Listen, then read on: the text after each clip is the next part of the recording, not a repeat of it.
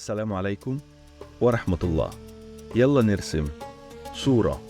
خيالنا جيش زي الجبل الواقف، فيل ضخم يرج الأرض، قائد عمى غروره عايز يهد الكعبة، أقدس حتة في الدنيا. في سنة مش معقولة، محدش كان متخيل معجزة زي دي تحصل. ربنا نزل غضبه زي صعقة على الجيش، خلاهم تراب في ثواني معدودة. يا ترى ايه اللي حصل في سنة الفيل اللي كانت إشارة من السماء علشان ميلاد النبي محمد صلى الله عليه وسلم؟ خليكم معانا نعيش القصة اللي قلبت التاريخ كله.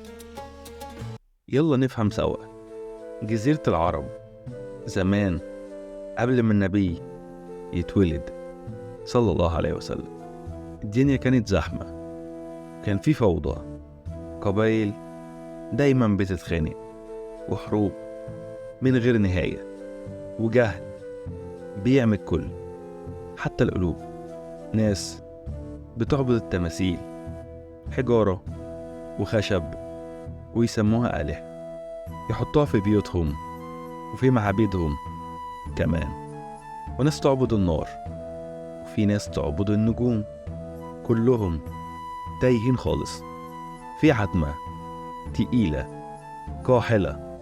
بس وسط الضلمة دي نور بيلم القلوب. الكعبة بيت ربنا بناها سيدنا إبراهيم عليه السلام مع ابنه إسماعيل عليه السلام من آلاف السنين. العرب في الوقت ده كانوا بيعبدوا التماثيل، بس الكعبة حاجة مقدسة. بيحجوا ليها من بعيد، من الشام وكمان اليمن، علشان يحجوا للكعبة، يزوروها بقلب صافي، لأنه رمز وحدتهم الوحيد. حتى لو كانوا في أي وقت مختلفين في كل حاجة تانية، بس الدنيا مضطربة للغاية. قوة كبيرة عينيها على البلد، الفرس من الشرق، والرومان من الغرب، والأحباش من الجنوب. وهنا القصة بدأت. واحد قرر يتحدى الكعبة، بيت الله الحرام. يا ترى مين هو؟ إبرهة الحبشي. يلا نفهم الوضع. قبل ما نتكلم عن إبرهة لازم نعرف الأحباش إزاي وصلوا هنا من سنين بعيدة. الأحباش عينهم على اليمن علشان يتحكموا في التجارة، لأن اليمن بوابة الجزيرة. دخلوا وحاربوا القبائل، وفي الآخر سيطروا طبعا. بس السيطرة دي جت مع توتر كبير، لأن العرب بقوا يبصوا للأحباش زي الغرباء الغاصبين للأرض، عايزين يفرضوا دينهم وسلطتهم على الأرض. مشاكل بين القبائل وجنود الأحباش على طول. حتى التجارة زهقوا من فرض الأحباش للضرائب. التوتر زاد وبقى زي النار مستخبية تحت الرماد، وكانت هتفرقع قريب. ومن هنا إبرهة ظهر، راجل شاف الفرصة يثبت قوته بيها ويخلي اسمه يتسجل في التاريخ. يلا نتعرف على إبرهة. مين الراجل ده؟ واحد من الحبشة، يعني دلوقتي أثيوبيا، قائد عسكري قوي تبع النجاشي.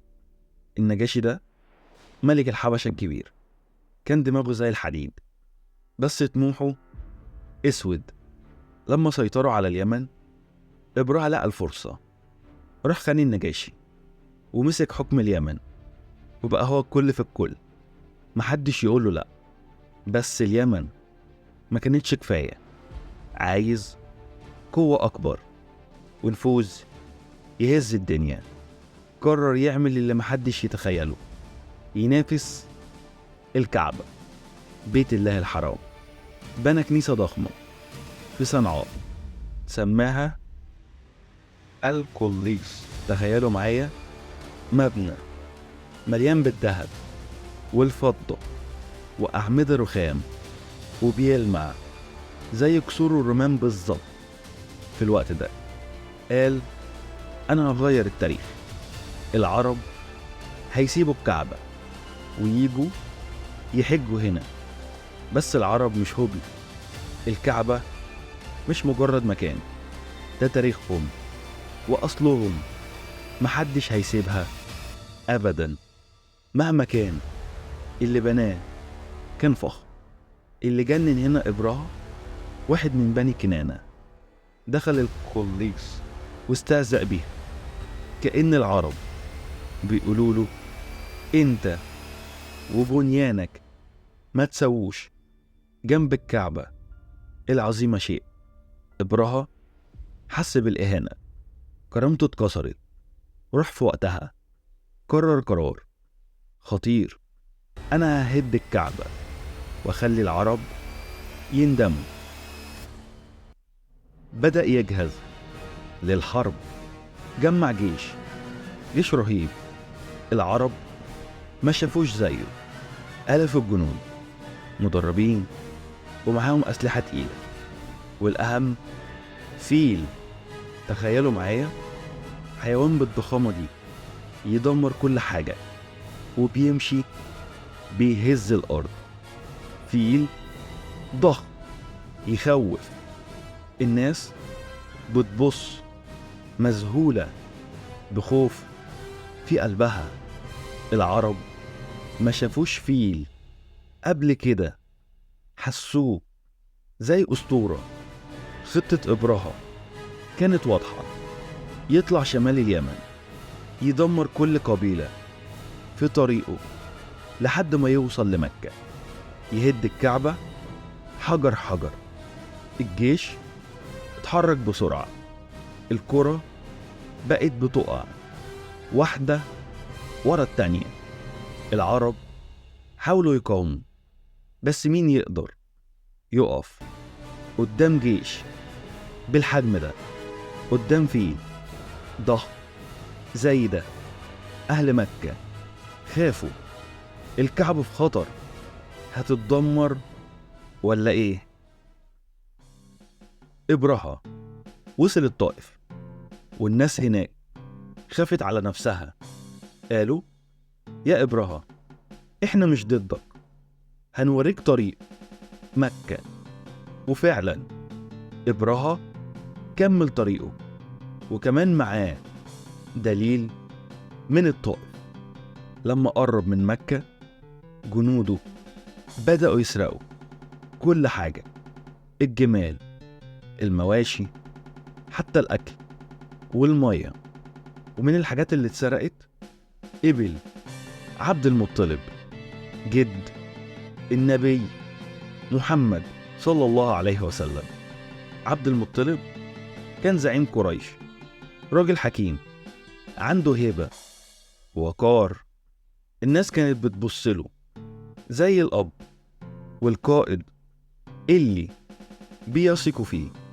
سمع إن إبرهة قرب وقرر يتصرف بنفسه. قال لقريش يستعدوا، بس ما كانش عنده جيش علشان يقدر يحارب بيه.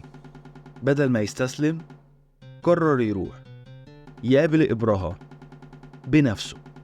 تخيلوا كده، عبد المطلب لوحده قدام قائد جيش مجنون زي ده. إبرهة فاكر إن عبد المطلب جاي يترجاه علشان الكعبة، بس عبد المطلب قال له بهدوء رجع لي إبل اللي انت أخدتها.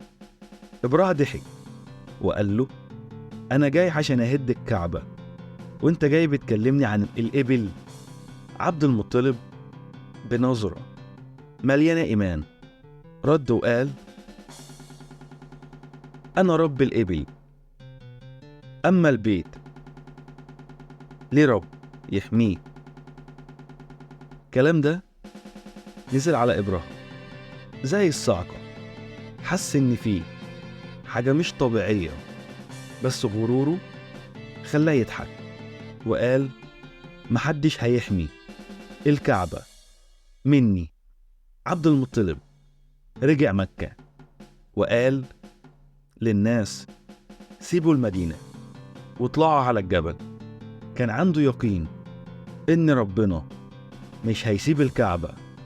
وقف قدام الكعبة ودعا ربنا وقال لقريش: البيت ده ليه رب هيحميه، احنا نستنى ونشوف. يوم الفيل، يوم العرب، ما شافوش زيه لا قبل ولا بعد. إبراهيم جهز جيشه، وقف قدام مكة. الفيل كان في الأول عشان يرمز لقوة الجيش اللي محدش يقدر يقاومها. الناس كانت متأملة على الجبل، بتبص من بعيد وخايفة بس عندها أمل. فجأة حصل اللي محدش يتوقعه. الفيل ركع على الأرض. أيوة، الفيل ركع على الأرض ورفض يتحرك ناحية الكعبة. جنود إبراهيم ضربوه، شدوه، حاولوا بكل الطرق. لو وجهوه ناحية الجنوب أو الشرق يمشي عادي، بس ناحية الكعبة يركع تاني وما يتحركش. وفجأة السماء اتغطت، سرب طيور صغيرة جاية من البحر زي الموج اللي ما بيخلص. بيقولوا اسمها الأبابيل. كل طير ماسك في منقاره ورجله حجر من سجيل، حجارة زي النار. تخيلوا كده المشهد، جيش ضخم كان بيحلم يهد الكعبة، وفجأة بيواجه قوة إلهية محدش يقدر عليها. ربنا سبحانه وتعالى قرر يحمي بيته الحرام ويوري الدنيا كلها إن قوته فوق أي قوة، وإن الكعبة دي مش مجرد حجارة، دي رمز للإيمان من أيام سيدنا إبراهيم عليه السلام. القصة دي ربنا خلدها في كلامه في سورة الفيل علشان تبقى درس لكل جيل يجي بعدها. قال تعالى: ألم تر كيف فعل ربك بأصحاب الفيل ألم يجعل كيدهم في تضليل وأرسل عليهم طيرا أبابيل ترميهم بحجارة من سجيل فجعلهم كعصف مأكول. وفي اللحظة دي الطيور بدأت ترمي الحجارة، وكل حجر يضرب جندي في مقتل زي ورقة بتتحرق. الجنود بيجروا وبيصوتوا بس مفيش مفر.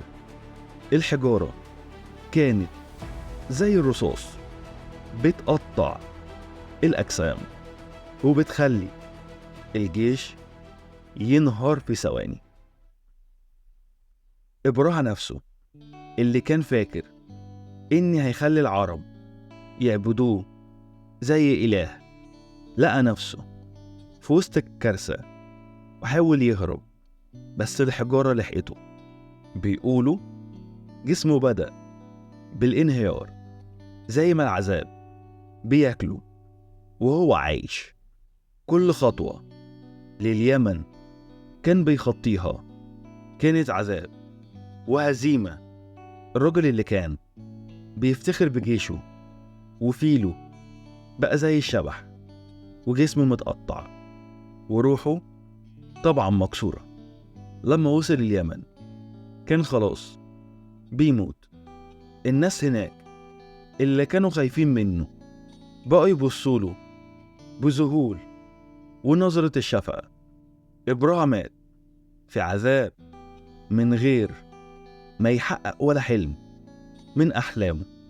والعجيب إن الكنيسة اللي كان بناها علشان تنافس الكعبة اتدمرت بعد كده، ومحدش حتى فكر يزورها.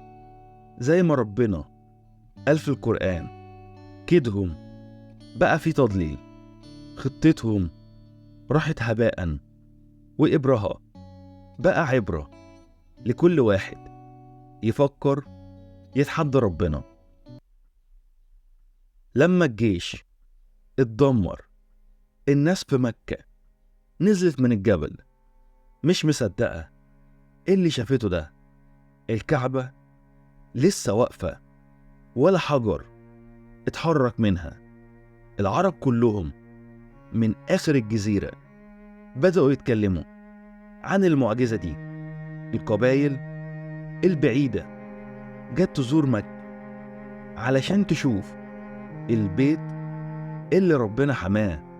حتى اللي كانوا بيعبدوا التماثيل بدأوا يحسوا إن الكعبة فيها قوة مش عادية، قوة إلهية.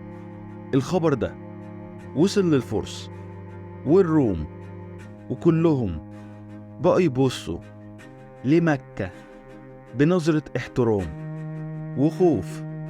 الحدث ده مش بس حمى الكعبة، ده خلى مكة تكون مركز ديني لكل العرب.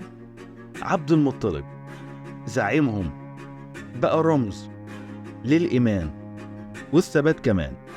الناس كانت بتسمع كلامه وكمان بتثق فيه، لأني هو اللي قال البيت ده ليه رب يحميه. في الوقت ده، في السنة دي 570 ميلادية، اتكتبت في التاريخ واتسمت بعام الفيل. معجزة ربنا خلى الدنيا كلها تقف مذهولة. الكعبة بيت الله الحرام بقى رمز الحماية الإلهية. وسبحان الله، في نفس السنة بعد شهور اتولد سيدنا محمد صلى الله عليه وسلم في مكة. كأن ربنا بيبعت رسالة لكل البشر. البيت ده محروس علشان يستقبل رسول هيغير التاريخ كله. القصة دي مش بس عن جيش اتدمر، دي درس عن قوة ربنا وازاي الغرور بيوقع اي حد مهما كانت قوته.